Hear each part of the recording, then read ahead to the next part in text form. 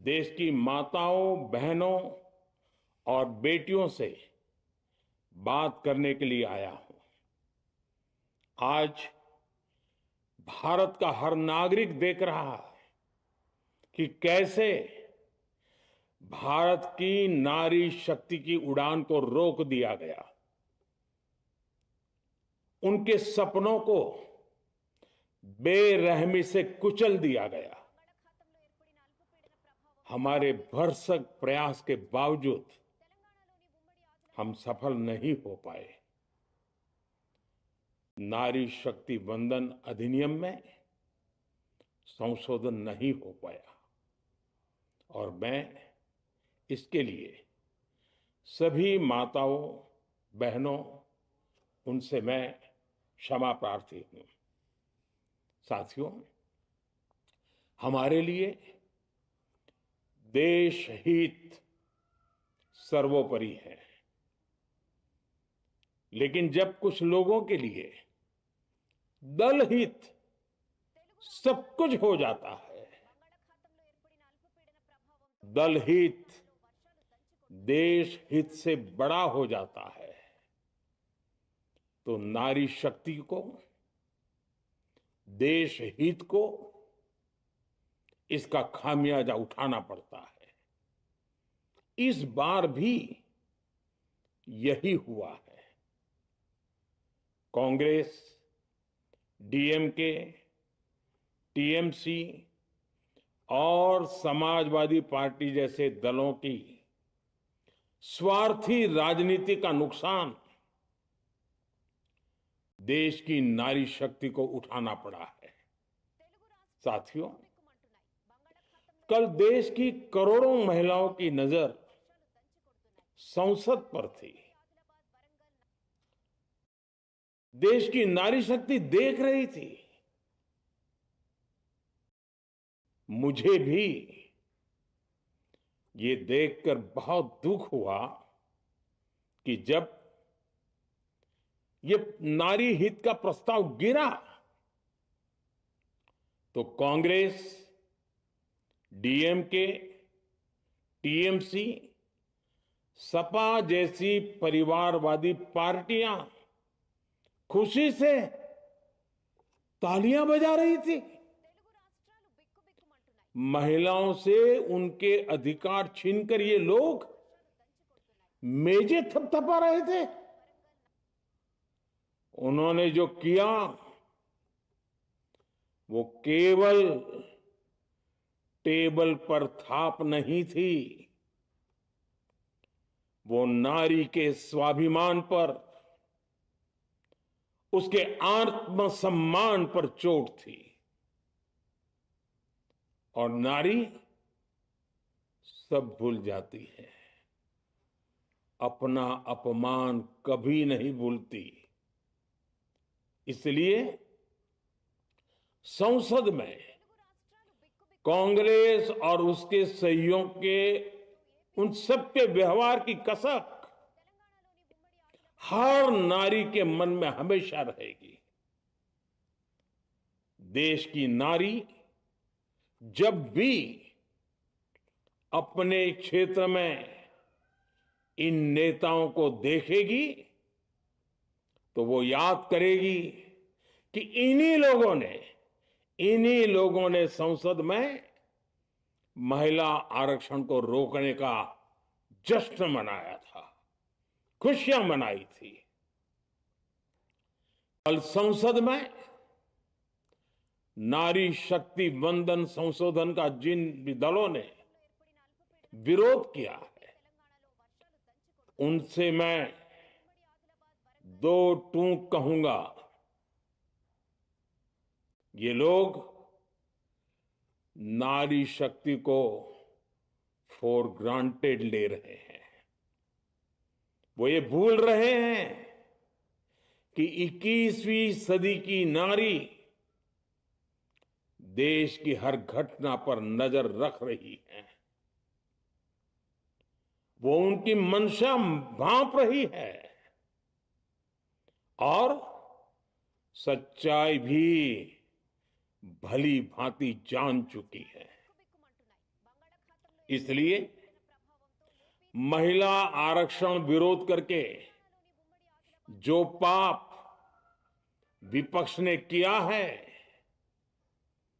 इसकी उन्हें सजा जरूर मिलेगी। इन दलों ने संविधान निर्माताओं की भावनाओं का भी अपमान किया है और जनता द्वारा इसकी सजा से भी वो बच नहीं पाएंगे।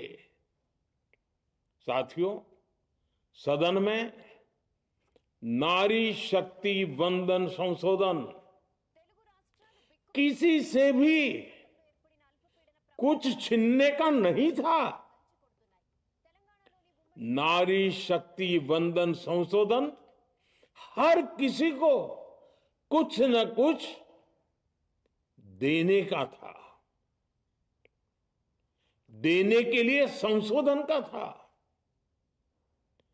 ये 40 साल से लटके हुए नारी के हक को 2029 के अगले लोकसभा चुनाव से उसका हक देने का संशोधन था। नारी शक्ति वंदन संशोधन 21वीं सदी के भारत की नारी को नए अवसर देने, नई उड़ान देने, उसके सामने से बाधाएं हटाने का महायज्ञ था। देश की 50% यानी आधी आबादी को उसका अधिकार देने का साफ नियत के साथ, ईमानदारी के साथ किया गया एक पवित्र प्रयास था। नारी को भारत की विकास यात्रा में सहयात्री बनाने और सबको जोड़ने का प्रयास था। नारी शक्ति वंदन संशोधन समय की मांग है। नारी शक्ति वंदन संशोधन उत्तर, दक्षिण, पूरब, पश्चिम सभी राज्यों की, हर राज्य की शक्ति में समान वृद्धि का प्रयास था। ये संसद में सभी राज्यों की आवाज को अधिक शक्ति देने का प्रयास था। राज्य छोटा हो, राज्य बड़ा हो, राज्य की आबादी कम हो या राज्य की आबादी ज्यादा हो, सबकी समान अनुपात में शक्ति बढ़ाने की कोशिश थी। लेकिन इस ईमानदार प्रयास की कांग्रेस और उसके सहयोगियों ने सदन में पूरे देश के सामने भ्रूण हत्या कर दी है, भ्रूण हत्या कर दी है। ये Congress, TMC, Samajwadi party, DMK जैसे दल इस भ्रूण हत्या के गुनहगार हैं। ये देश के संविधान के अपराधी हैं। ये देश की नारी शक्ति के अपराधी हैं। साथियों, कांग्रेस महिला आरक्षण के विषय से ही नफरत करती है।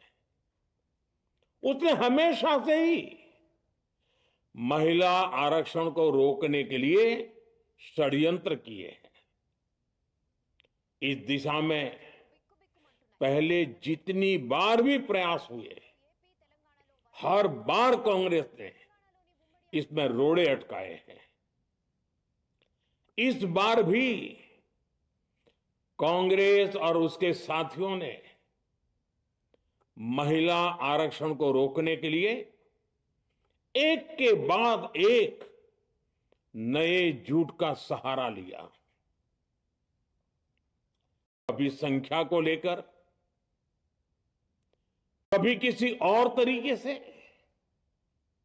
कांग्रेस और उसके साथियों ने देश को गुमराह करने की कोशिश की। ऐसा करके इन दलों ने भारत की नारी शक्ति के सामने अपना असली चेहरा सामने ला दिया है, अपना मुखौटा उतार दिया है। साथियों, मुझे व्यक्तिगत तौर पर आशा थी कि कांग्रेस अपनी दशकों पुरानी गलती सुधारेगी। कांग्रेस अपने पापों का प्रायश्चित करेगी। लेकिन कांग्रेस ने इतिहास रचने का, महिलाओं के पक्ष में खड़े होने का अवसर खो दिया। कांग्रेस खुद देश के अधिकांश हिस्सों में अपना वजूद खो चुकी है। कांग्रेस परजीवी की तरह क्षेत्रीय दलों की पीठ पर सवार होकर खुद को जिंदा रखे हुए है। लेकिन कांग्रेस ये भी नहीं चाहती कि क्षेत्रीय दलों की ताकत बढ़े। इसलिए कांग्रेस ने इस संशोधन का विरोध करवाकर अनेक क्षेत्रीय दलों के भविष्य को अंधकार में धकेलने का राजनीतिक षड्यंत्र किया है। साथियों, Congress, Samajwadi party, DMK, TMC और दूसरी पार्टियां इतने वर्षों से हर बार वही बहाने, वही कुतर्क गढ़ते आए हैं, बनाते आए हैं। कोई न कोई टेक्निकल पेंच फंसाकर ये महिलाओं के अधिकारों पर डाका डालते रहे हैं।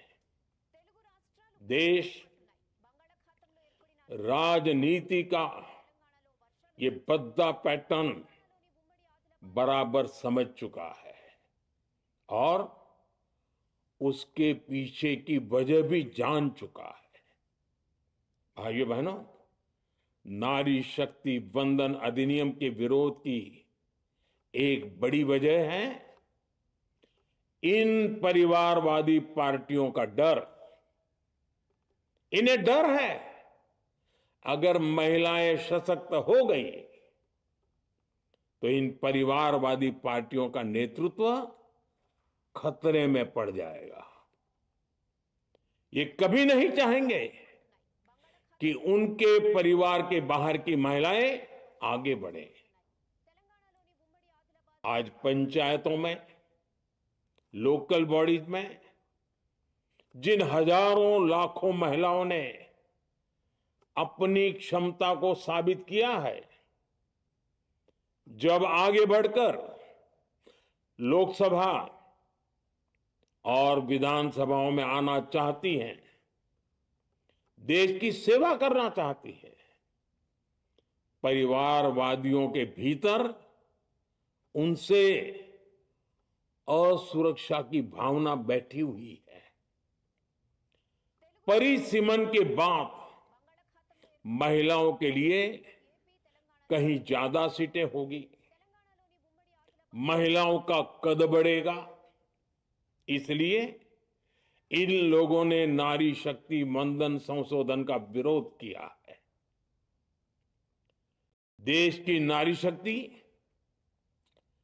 कांग्रेस और उसके सहयोगियों को इस पाप के लिए कभी माफ नहीं करेगी। मेरे प्रिय देशवासियों, कांग्रेस और उसके साथी दल डिलिमिटेशन पर लगातार झूठ बोल रहे हैं। ये इस बहाने विभाजन की आग को सुलगाना चाहते हैं, क्योंकि बांटो और राज करो, कांग्रेस ये पॉलिटिक्स अंग्रेजों से विरासत में सीख कर आई है और कांग्रेस आज भी उसी के सहारे चल रही है। कांग्रेस ने हमेशा देश में दरार पैदा करने वाली भावनाओं को हवा दी है। इसलिए यह झूठ फैलाया गया कि डीलिमिटेशन यानी परिसीमन से कुछ राज्यों को नुकसान होगा, जबकि सरकार ने पहले दिन से स्पष्ट किया है कि न किसी राज्य की भागीदारी का अनुपात बदलेगा, न किसी का रिप्रेजेंटेशन कम होगा, बल्कि सभी राज्यों की सीटें समान अनुपात में ही बढ़ेगी।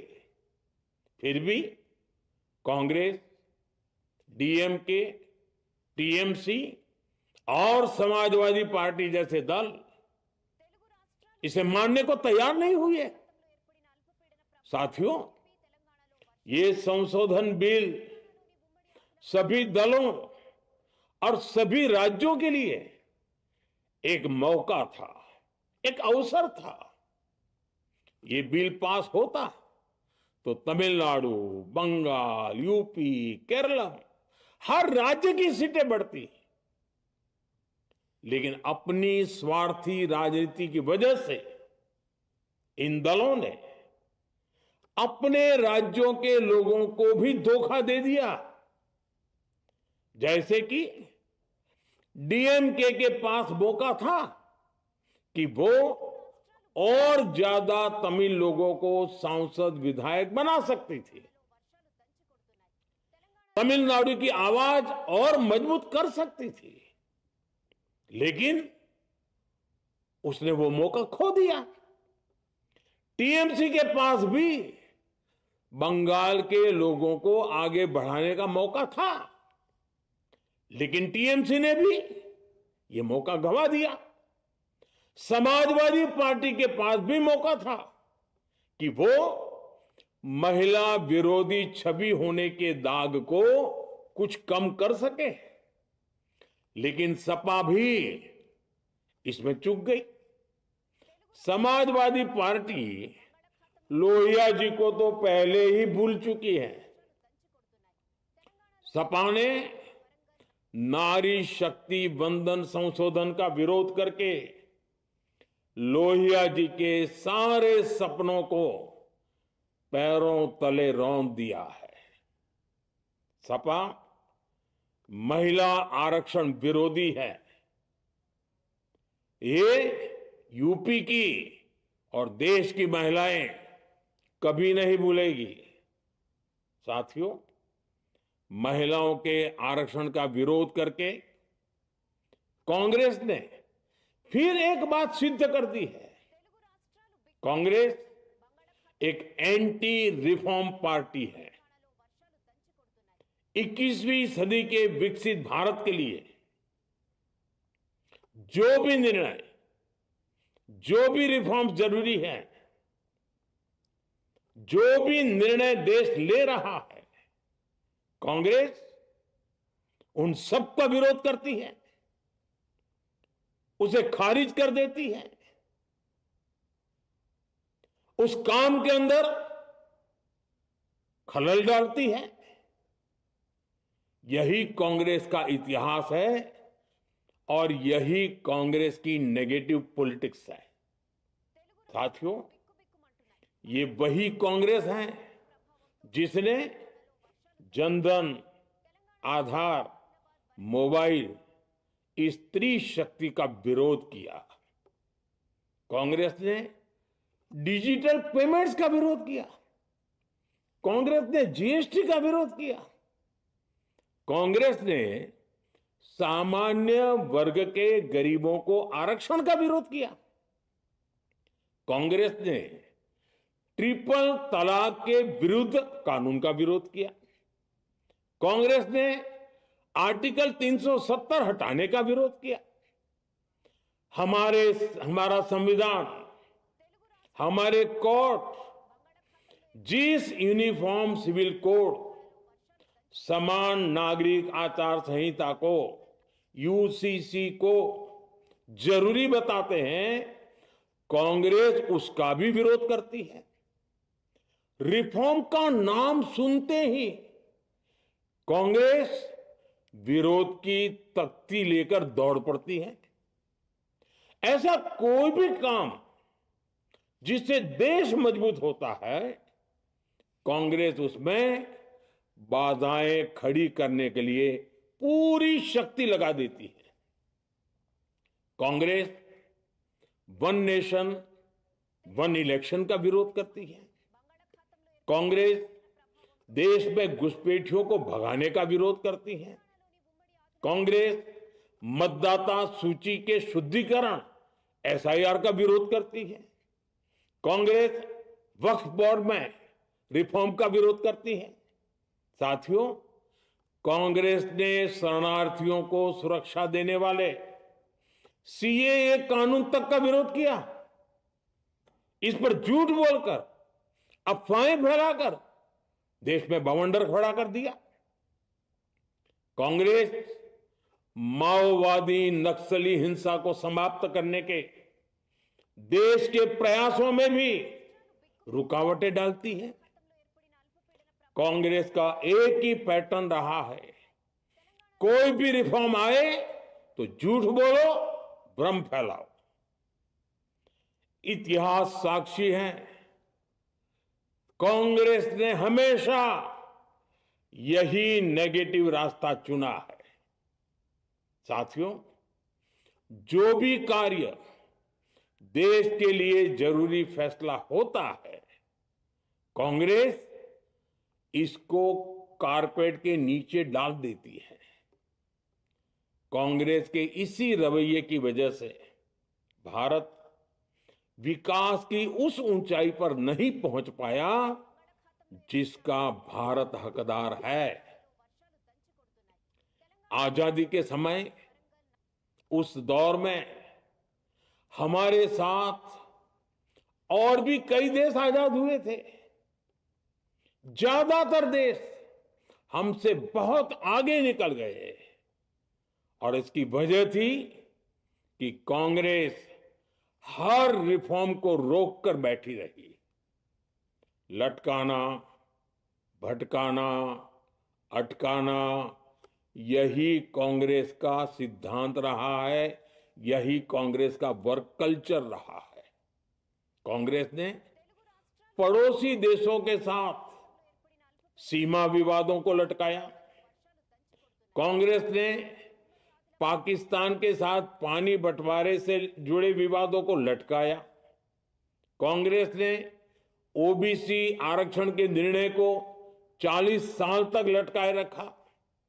कांग्रेस ने सैनिकों के लिए वन रैंक वन पेंशन को 40 साल तक रोके रखा। साथियों, कांग्रेस के इस रवैये ने हमेशा देश का बहुत बड़ा नुकसान किया है। कांग्रेस के हर विरोध, हर अनिर्णय, हर छल प्रपंच का खामियाजा देश ने भुगता है, देश की पीढ़ियों ने भुगता है। आज देश के सामने जितनी भी बड़ी चुनौतियां हैं, वो कांग्रेस के इसी रवैये से उपजी हुई है। इसलिए ये लड़ाई सिर्फ एक कानून की नहीं है, ये लड़ाई कांग्रेस की उस एंटी रिफॉर्म मानसिकता के साथ है जिसमें सिर्फ नेगेटिविटी है, नकारात्मकता है। और मुझे इसमें कोई संदेह नहीं है कि देश की सभी बहनें बेटियां कांग्रेस की इस मानसिकता को करारा जवाब दे के रहेगी।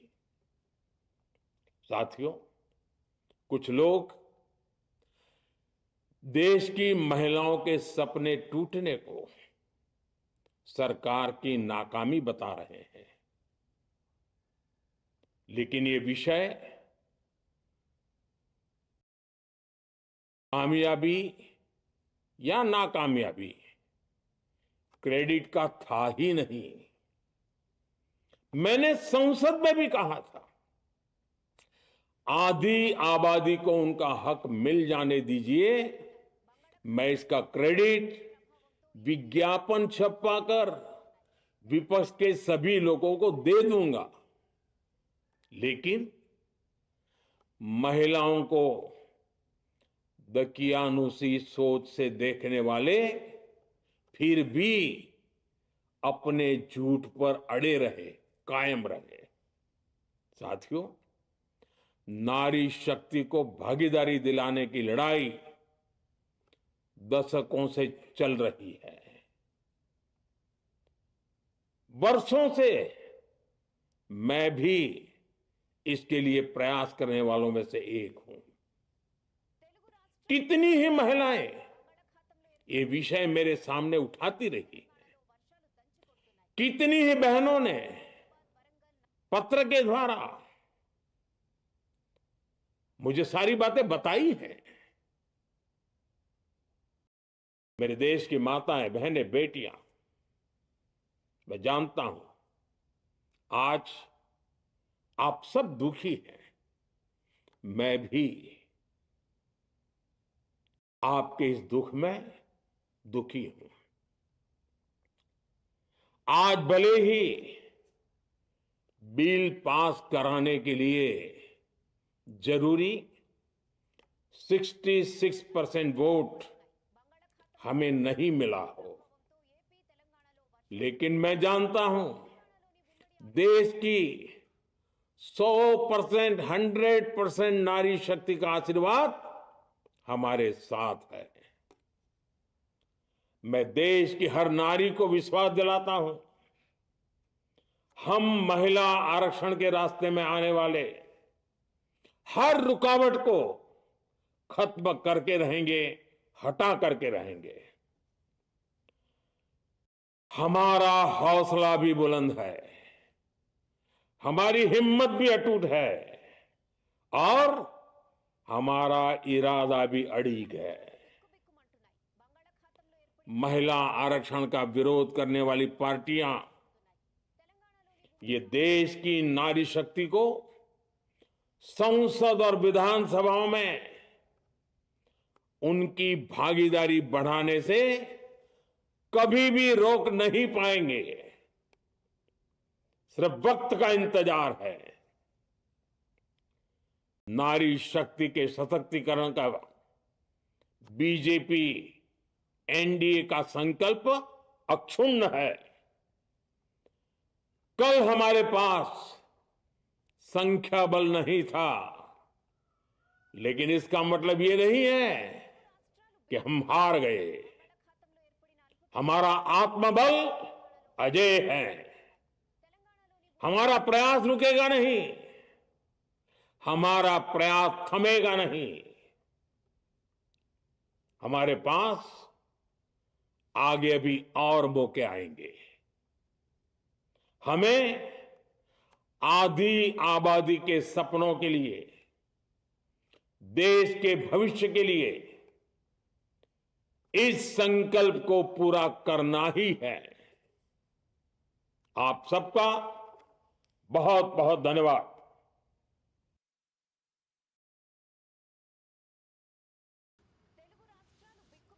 तो आप देख रहे थे प्रधानमंत्री नरेंद्र मोदी का राष्ट्र के नाम संबोधन बहुत ही